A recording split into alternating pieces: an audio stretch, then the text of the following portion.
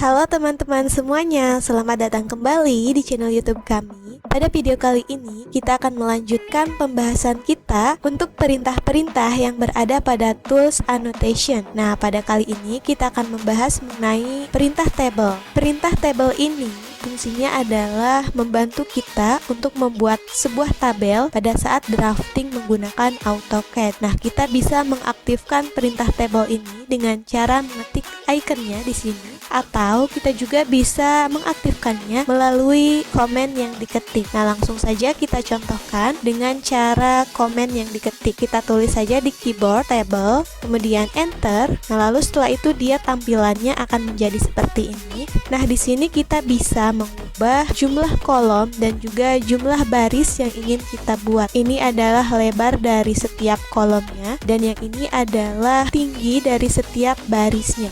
Ini bisa kita sesuaikan tergantung keinginan kita masing-masing. Nah, misal saya ingin membuat kolomnya 3 saja, lalu barisnya 5 saja seperti ini. Lalu setelah itu kita perhatikan di sini untuk first row, dia ini kan judul. Nah, yang ini title. Kita bisa mengganti kalau kita tidak ingin menambahkan judul pada tabelnya.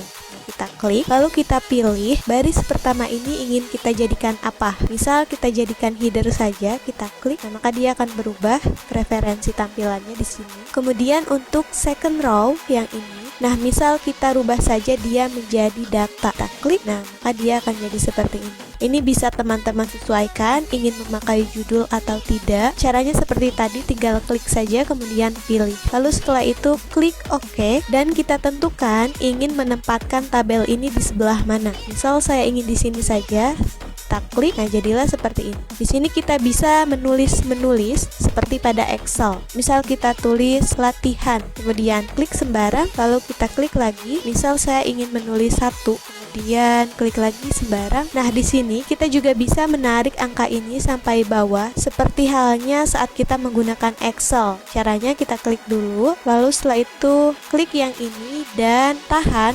kemudian tarik ke bawah seperti ini, lalu klik. Nah, maka dia akan bertambah angkanya. Kemudian klik sembarang. Di tabel ini kita juga bisa memasukkan formula. Misal saya ingin menambahkan baris yang ini dengan baris yang ini. Nah, kita ketik saja di sini untuk formulanya. Sama dengan dalam kurung, berarti untuk kolom yang ini adalah A2. Kita ketik saja A2 ditambah kolom yang ini berarti dia A3. Kita tambah A3, kemudian tutup kurung lalu enter. Nah, di sini dia jumlahnya 3, betul. 1 ditambah 2 hasilnya 3. Selain itu, kita juga bisa memasukkan rumus matematika dasar pada tabel ini. Misal saya contohkan sama dengan 3 dikali 5, kemudian enter. Nah, dia nilainya 15, betul. Contoh selanjutnya saya ingin membuat di sini saja. Misal saya ingin memasukkan rumus matematika ini sama dengan SQRT kurung buka 9, kemudian tutup kurung lalu enter. SQRT atau akar ya.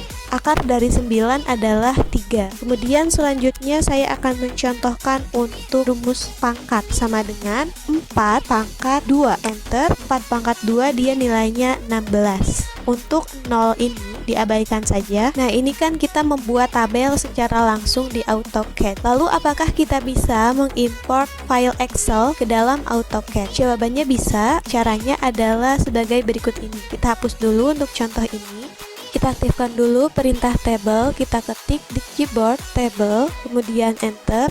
Lalu setelah itu kita klik from a data link yang ini. Kita klik di sini, lalu launch data link manager. Kemudian create a new Excel data link. Nah, kenapa dia berupa data link atau tautan? Karena ketika file Excel aslinya mengalami revisi atau update, maka tabel yang kita masukkan ke AutoCAD ini juga akan otomatis terupdate sesuai dengan file asli dari Excelnya. Oke, misal kita namai linknya ini latihan tabel seperti ini, kemudian klik OK, lalu setelah itu browse a file, kita pilih filenya. Misal di sini saya ada contoh file Excel, kita pilih yang ini saja, klik open. Pastikan di sininya full path. Kemudian di sini kita bisa memilih sheet berapa yang ingin kita tampilkan pada AutoCAD. Nah, karena pada Excel saya ini hanya memiliki 1 sheet saja, jadinya dia seperti ini. Kemudian setelah itu klik OK,